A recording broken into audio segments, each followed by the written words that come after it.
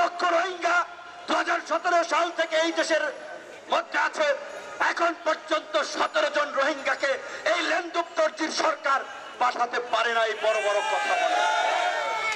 এমনকি এই রোহিঙ্গা নিয়ে যখন জাতিসংঘে আলোচনা হয়, প্রস্তাবনা আসে, বরাবর ভারত বাংলাদেশের বিরুদ্ধে এবং মিয়ানমারের পক্ষে অবস্থান নিয়েছে।